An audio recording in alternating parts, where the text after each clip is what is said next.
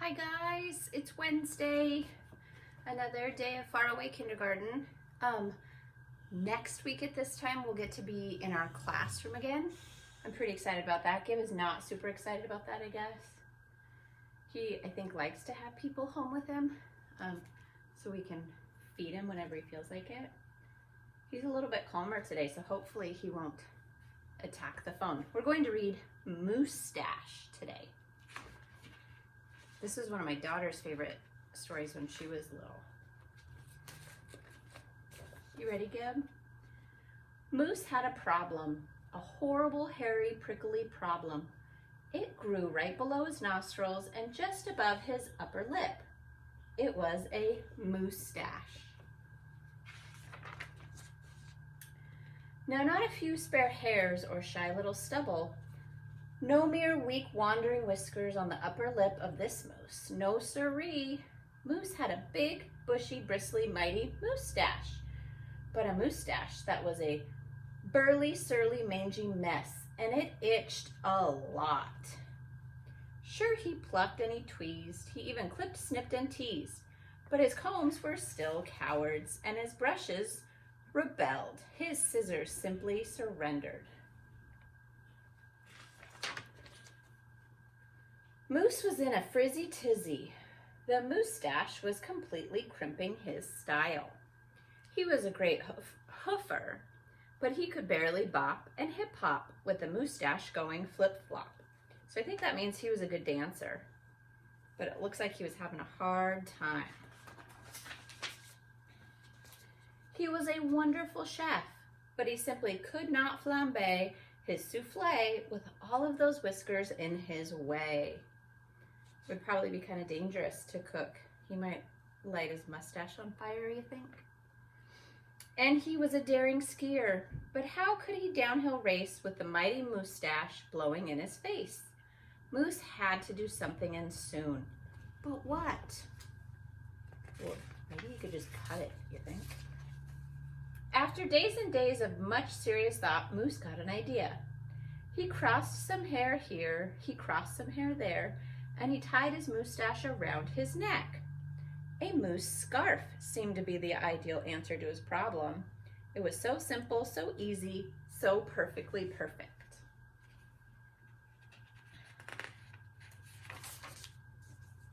But then his moose-stache got knotted and mangled and horribly tangled, and those hundreds of hairs still prickled and tickled.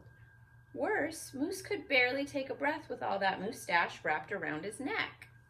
So Moose untied, unwrapped, unknotted, and he gulped in some fresh air. He got another idea.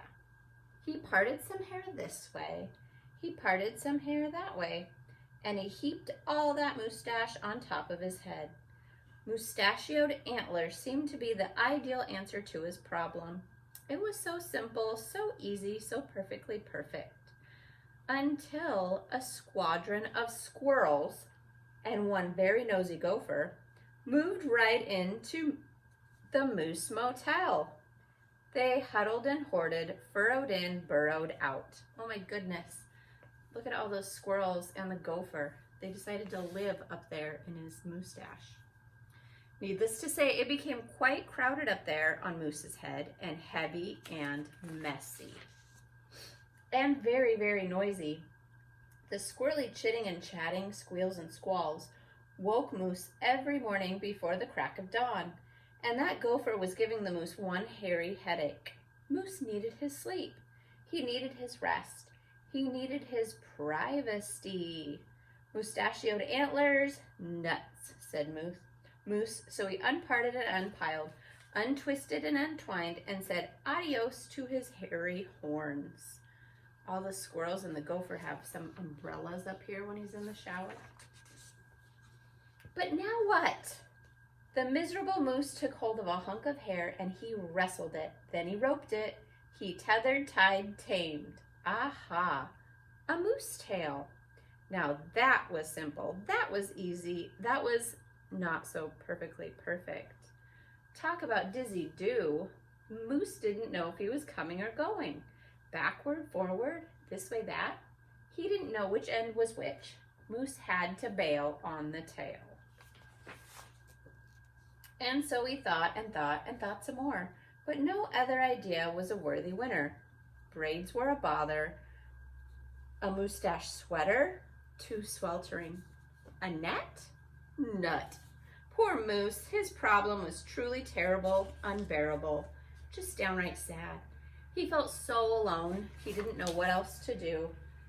Then, call it fate, call it destiny, it's probably dumb luck. But one day, Moose tripped on his moustache and just had no time to duck. Ooh. Pardon me, they both said as they bumped. Then they blinked and they stared and their hearts went thump thump. She was a moose with a bouffant so bodacious, outrageous. Well, it was just plain old big. Hair after hair piled higher than high, a skyscraping dew of glorious curls, a tower of swirling twists and twirls. She was simply splendid, stupendous, absolutely superb.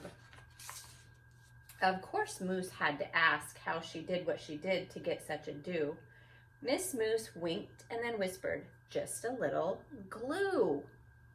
So she helped he fearlessly plunge a hoof into a fat pot of the white gooey goop, and carefully, oh so carefully, they glopped and they plopped, they pasted and they pressed, they coaxed and curled every truly unruly wayward whisker. Around and around they tweaked and twirled those horrible hairs until Moose's once mangy mess was now a wondrous winding wave of marvelous moustache. Moose gazed in the mirror and smiled a broad moosey smile. He was so happy, so glad, just giddy with glee. He looked dashing and handsome. Moose gushed, "Is that really me?" I think he likes how he looks. With not a care for one hair, the moose pair boogied and bopped. They skied downhill, even uphill, and their cooking was hot, hot, hot. So of course it wasn't long after that Moose and his moustache and his beautiful bride fox-trotted and tangled and waltzed down the aisle.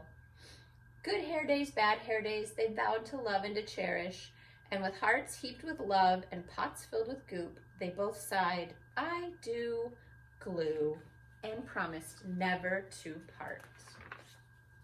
It was so simple, so easy, so perfectly perfect, and it stuck. I love moustache. There's a Christmas moustache book that we get to read too that's really fun at Christmas time. So don't forget to do some pages in your packets today. Maybe practice on doing some rhyming words at home and clapping out or stomping out some syllables too, okay? And I'll see you tomorrow.